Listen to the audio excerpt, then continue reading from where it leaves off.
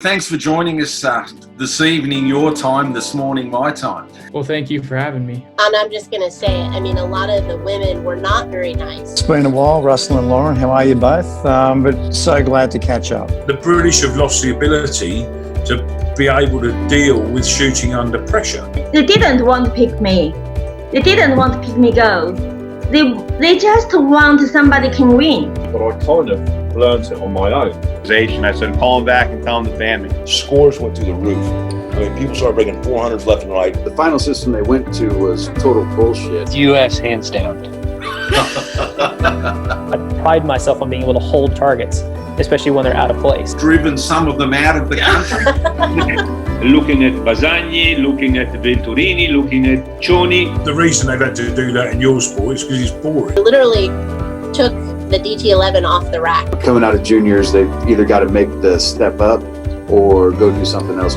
I'll never forget his name, and I ought to throw him under the bus. Was it hard to change guns? Not hard for me. I don't know if you could ever do that, and the reason being because you got arrogance, and you know that. Great question.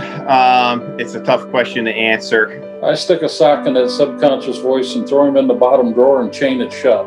We don't have many conversations. Confirm that I'm wrong. Well, I'm sorry, but I shot both, And then there's just some things you got to learn yourself. They took away the want. How did it feel the first time you put AUS on your back? That's the $1 million question, really, isn't it? Whatever it takes to calm that voice so that when you step out there, you know you can hit everyone. Do you realise when you missed out on the 2019 team, the Italians had a national day off to celebrate? I just have some bunch of chicken shit. Sporting is different, where I never really changed my point of impact. I got sick and tired of people talking about who's the best. Because the last time I went to Ascot, I got asked to leave the Royal enclosure. But and he was right, he was right at that time. It was in I agree with you. Does that answer your question?